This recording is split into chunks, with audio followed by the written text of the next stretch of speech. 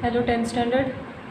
Let's carry on with the lesson number 2 of English literature, talking about Nelson Mandela and inauguration ceremony. We were talking, that is oath ceremony when Nelson Mandela became prime minister over there in South Africa. No, sorry, not prime minister, president. When Nelson Mandela became president in South Africa, then it become democratic country, and after so many decades, finally the new sunrise, that is all blacks and white people were going to follow equality, right? So we discussed that, and we even discussed about the speech which he gave during his oath ceremony. Now further we will be reading, and we will come to know the scene of that particular day.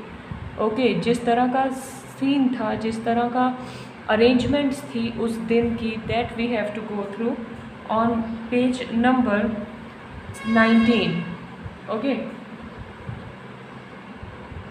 A few moments later, we all lifted our eyes in Ave, that is in sky, we can tell, as a spectacular array, that is an impressive display and colorful and attractive. वो नहीं by planes, jet planes and all, by जो helicopters के द्वारा colorful rainbow side we can tell produce करते हैं sky में, and it become very colorful and beautiful lines of South African jets, helicopters and troop carriers roared in perfect formation over the Union building. It was not only a display of pinpoint precision and military force, but a demonstration of the military loyalty to democracy. That is, ये जो presentation थी military के द्वारा, it was not only for the show sake. It was one type of happiness, one type of loyalty, that military will be very loyal with this democratic government as well, to the new government that had been freely and fairly elected.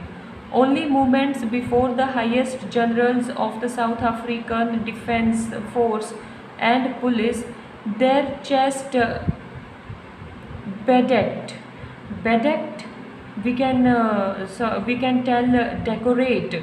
Okay, their chest decorate with ribbons and medals from days gone by, saluted me and pledged their loyalty. That is policemen, then talking about army force and defense force and all. वो सब इन लोगों की कैसे proper uniform होती है, इनकी uniform पे chest पे किस तरह से मेडल्स लगे होते हैं, ribbons and full uniform on shoulders to see stars, on chest to see medals and all. So एकदम सब प्रॉपर यूनिफॉर्म में आए हुए थे और सब मुझे सैल्यूट कर रहे थे, मुझे, दैट इज़ नेल्सन मंडेला को. I was not unmindful of the fact that not so many years before they would not have saluted but arrested me. ये वही लोग थे जिन्होंने कुछ ईयर्स पहले नेल्सन मंडेला को एक्चुअली अरेस्ट किया था. एज वी रेड कि नेल्सन मंडेला को ब्लैक एंड वाइट में डिफरेंसेस फिनिश करने में जो लड़ाई उनको लड़नी पड़ी थी, उसमें वो कई बार कई ईयर्स अरेस्टेड भी रहे. सो ऑब्वियसली अरेस्टेड रहे, उसके बाद उन्होंने एक ऐसी अचीवमेंट हासिल की कि डेमोक्रेटिक वोटिंग में finally he became president, right. So Nelson Mandela was knowing के before some years this person only had arrested me, and now they are finally doing salute to me. Finally, a chevron chevron, that is pattern in the shape of five. Chevron, that is victory, victory. ऐसे normally सब लोग photos खिंचवाते हैं तो भी they do like this, so it is victory. Of Impala jets left the smoke trail of the black, red, green, blue and gold of the new South African flag. So new South African flag भी finally उसी दिन लोगों तक पहुंचा, we can tell, देखने को मिला with a very beautiful decoration. The day was symbolized for me by the playing of our two national anthems and the visions of white singing Nkosi Sikelel Africa and black singing Die Stem, the old anthem of the Republic. Although that day neither group knew the lyrics of the anthem they once despised, that is a very low opinion of, they would soon know the words by heart. Actually whites and blacks में differences इतने थे कि उन लोगों का जो national anthem था, वो नेशनल सॉन्ग और एंथम जो था वो भी अलग अलग था. तो इस डे पर दोनों ही नेशनल एंथम गाए गए, ब्लैक्स का भी वाइट्स का भी. नाउ ब्लैक्स वाले जो थे they were not knowing to sing whites anthem and whites वाले जो थे they were not able to sing blacks anthem. But it is not impossible thing. Soon they will learn anthems of one another group as well. On the day of inauguration I was overwhelmed with the sense of history.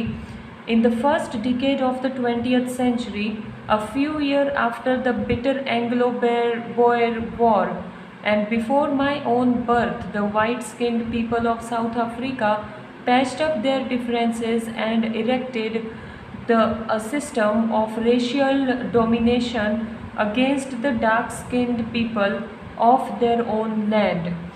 So ये सब function देखते देखते Nelson Mandela को beginning याद आई कि किस तरह whites ने आकर पूरे साउथ अफ्रीका पर अपना रूल कर लिया था एंड अपनी ही कंट्री में उसी कंट्री के लोग ब्लैक्स के नाम से जाने लगे थे. And then white people finally created lots of differences between whites and blacks by giving different facilities to one another, right? तो he started thinking about all those things के मेरे पैदा होने से पहले ही किस तरह से Anglo Boer war, actually Anglo Boer war जो है वो 11 अक्टूबर 1899 से लेकर 31 मई 1902 तक फाइट हुआ था. That is second Anglo. Okay, 2 Wars create हुए थे और दोनों वॉर्स के बाद अफ्रीका में फाइनली वाइट्स का रूल शुरू हो गया था. Okay, so here is the information about that also. First Boer war and second Boer war. Understood? Then so he now started thinking about past days कि किस तरह से वाइट्स ने रूल अपना शुरू कर दिया था एंड उन्होंने ये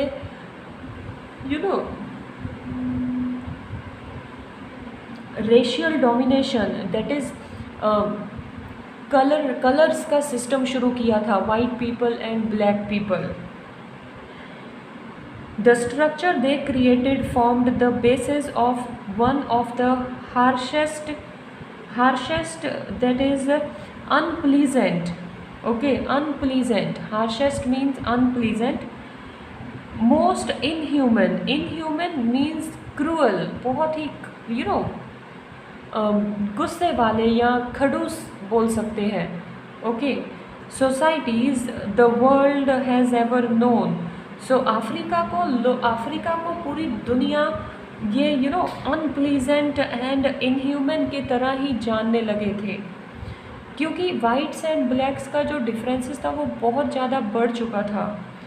now in the last decade of the 20th century and my own 8th decade as a man, eighth decade as a man, that system had been overturned forever and replaced by one that recognized the rights and freedom of the peoples regardless of the color of their skin. So finally, इतने सालों के बाद, इतने years के बाद country में जो है ये ब्लैक एंड वाइट का सिस्टम ख़त्म हुआ एंड एक फ्री मूवमेंट शुरू हुआ जिसमें हर कोई इजीली सभी फैसिलिटीज़ एंजॉय कर सकता. That day had come about through the unimaginable sacrifices of thousands of my people whose suffering and courage can never be counted and repaid. I felt that day as I have on so many other days, that I was simply the sum of all those African patriots who had gone before me. That long and noble line ended and now began again with me.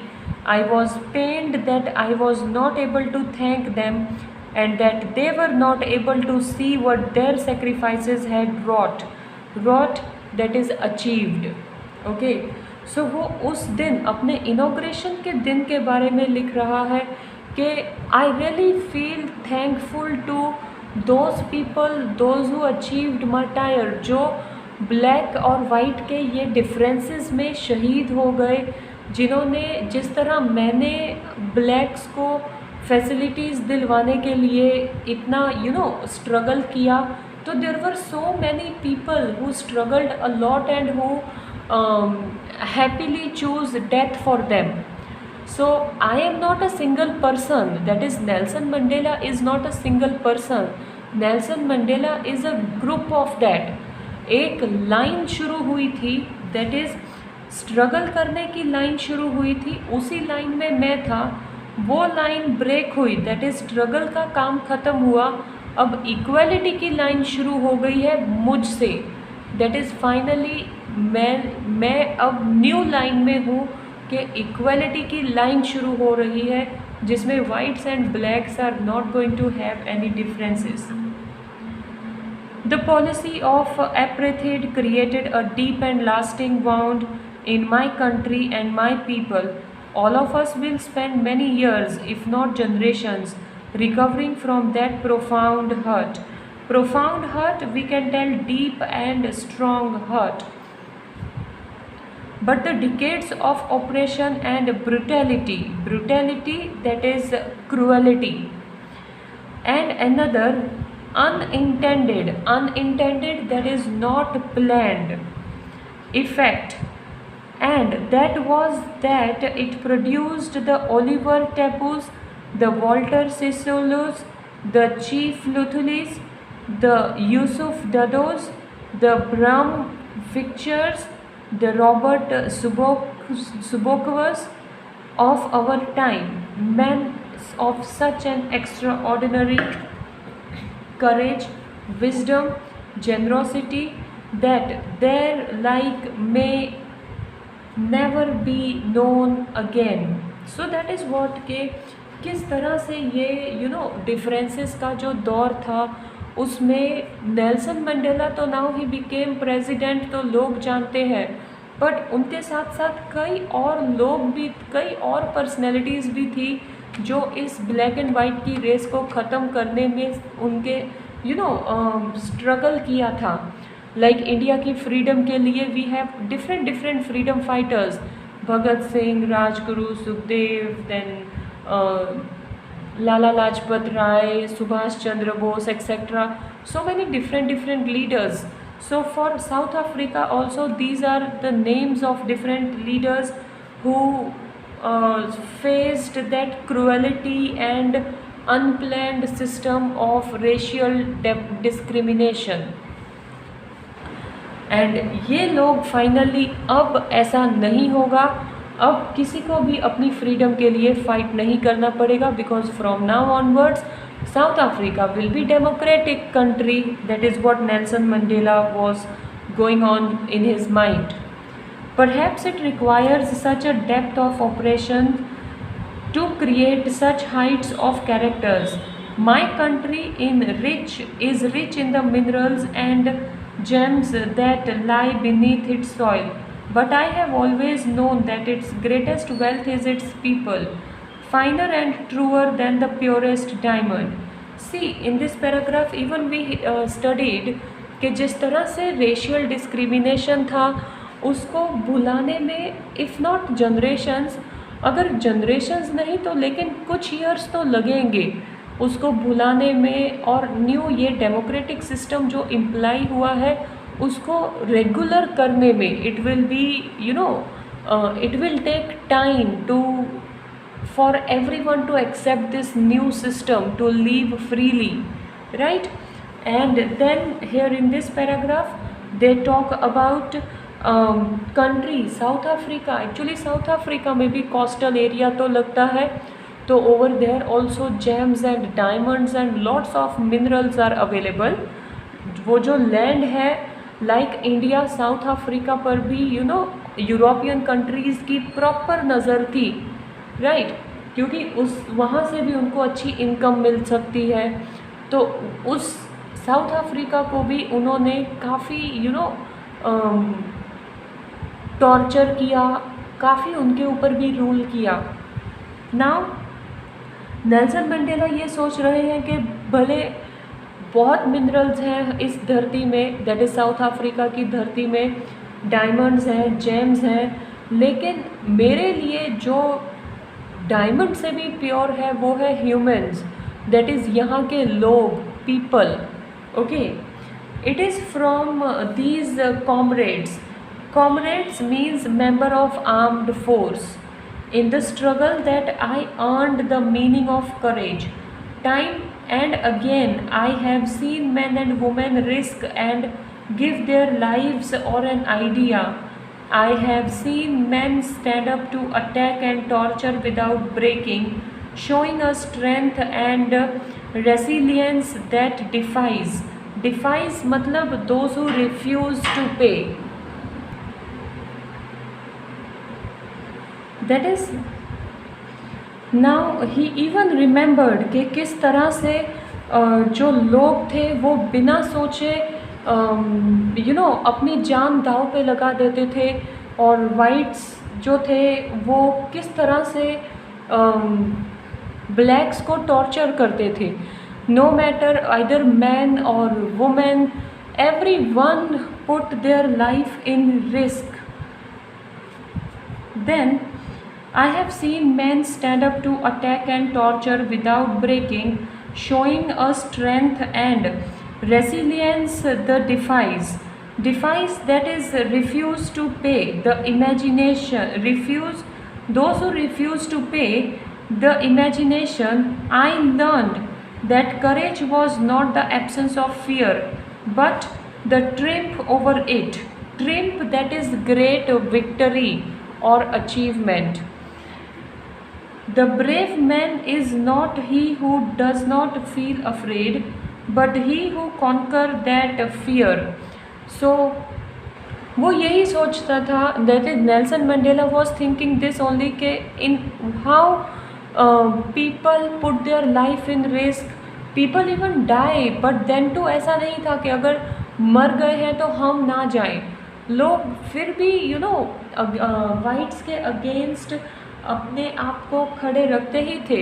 It was the same situation like in India, freedom fighters किस तरह से struggle कर रहे थे, मर जाते थे लेकिन उनके साथी कभी पीछे नहीं हटते थे, और ऐसा नहीं था कि उनके मन में डर था, नो, उनके मन में एक विक्ट्री पाने का चाह था कि नो, आफ्टर ऑल मरे तो मरे but we are going to have victory, हमें विक्ट्री, हमें आज़ादी, हमें जीत तो मिलेगी ही. Then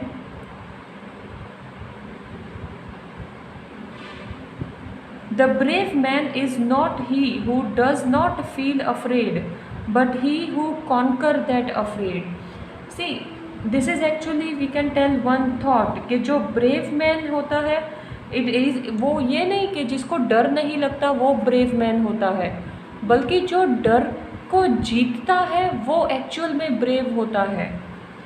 no one is born hating another person because of the color of skin. No one, ये भी सही बात है कि कोई भी पैदा होते ही बर्थ से एक दूसरे के साथ कलर की वजह से नफ़रत नहीं करता, और हिज बैकग्राउंड, या किसी को भी पैदा होते हुए न्यूबॉर्न बेबी को किसी का खुद का भी बैकग्राउंड पता नहीं होता कि from which kind of family we belong to और दे बिलोंग टू, और हिज रिलीजन, ना ही उसको धर्म के बारे में पता होता है. People must learn to hate, and if they can learn to hate, they can be taught to love, for love comes more naturally to the human heart than its opposite. सी, लोग नफ़रत करना सीखते हैं, एंड अगर वो नफ़रत करना सीख सकते हैं तो वो उनको लव भी सिखाया जा सकता है, उनको एक दूसरे के लिए केयरिंग करना भी सिखाया जा सकता है, क्योंकि लव जो है वो नेचुरली ह्यूमन हार्ट में होता है, नफ़रत नहीं. नफ़रत तो पैदा की जाती है, नफ़रत तो पैदा की जाती है. Even in the grimmest we can tell unapproachable. Even in the unapproachable times in prison, when my comrades and I were pushed to our limits, I would see the glimmer of humanity in one of the guard, perhaps just for a second, but it was enough to reassure me and keep me going. Man's goodness is a flame that can be hidden but never extinguished. See, इंसान की जो अच्छाई है वो एक ऐसी चिंगारी है कि वो थोड़े टाइम के लिए हिडन हो सकता है, लेकिन वो गुडनेस जो है वो इंसान के अंदर से ख़त्म नहीं हो सकती.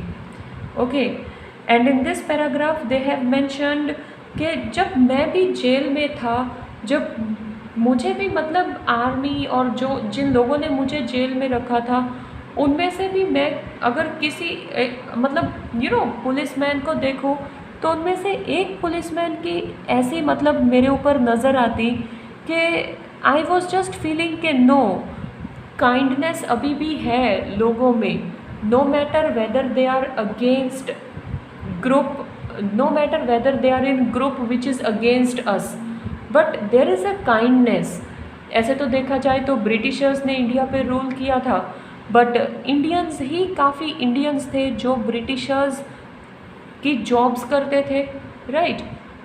तो वो चीज़ है कि काइंडनेस तो है, कई बार लोगों को मजबूरी में भी काम करना पड़ता है दूसरे ग्रुप का. Then in life every man has a twin obligation to his family, to his parents and to his wife and children, and he has an obligation to his people, his community, his country. So हर एक की दो responsibilities होती है, एक तो परिवार के लिए और एक कंट्री के लिए. In a civil and human society each man is able to fulfil those obligations. Civil society that is human, हर एक ह्यूमन को ये दोनों ऑब्लिगेशन फुलफ़िल करनी ही पड़ती है according to his own inclination. Inclination means behaviour, according to his own behaviour and abilities.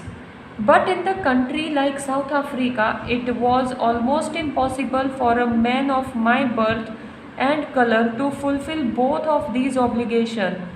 लेकिन साउथ अफ्रीका में ये बहुत मुश्किल था एक इंसान के लिए दोनों रिस्पॉन्सिबिलिटीज़ कवर करने को. In South Africa, a man of color who attempted to live as a human being was punished and isolated. Isolated we can tell, उसको बाइकॉट ही कर दिया जाता था कि अगर वो ब्लैक पीपल वाइट की कोई फैसिलिटी को एंजॉय करे तो उसको पनिश भी किया जाता था और उसको बाइकॉट कर दिया जाता था सोसाइटी से. In South Africa, a man who tried to fulfil his duty to his people was inevitably ripped that is from his family. Family से ही उसको बाइकआउट कर दिया जाता था, क्योंकि अगर उसको बाइकआउट नहीं करेंगे तो वाइट लोग फैमिली को भी टॉर्चर करेंगे। सो कोई भी उनके खिलाफ आवाज़ उठाने की हिम्मत नहीं करता था in South Africa. And his home and was forced to live in life apart. A twilight मतलब decline, existence of secrecy मतलब confidentially, and rebellion मतलब revolution.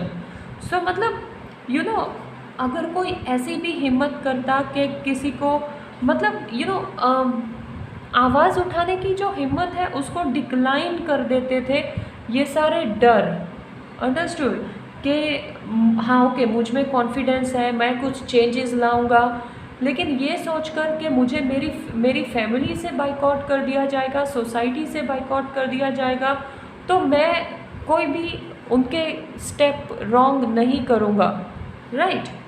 I did not in the beginning choose to place my people above my family, but in attempting to serve my people I found that I was prevented from fulfilling my obligation as a son, a brother, a father and a husband. तो Nelson Mandela सोच रहे हैं कि मैं पहले ऐसा नहीं था कि मुझे अपनी फैमिली से पहले लोगों को रखना है, लेकिन जब मैंने ये लोगों को रखना शुरू किया तो I found that I was prevented from, that is मुझे ऐसे लगने लगा कि मैं अब एक अच्छा बेटा नहीं रहा, कि भाई नहीं रहा, कि फादर नहीं रहा, कि हस्बैंड नहीं रहा, क्योंकि बहुत सारा टॉर्चर, बहुत स्ट्रगल करना पड़ा। अब फैमिली होते हुए भी इतने ईयर्स तो नेल्सन मंडेला को प्रिजन में रहना पड़ा था। Right. So further he is going to talk about his struggle now. We will continue in our next video. Thank you.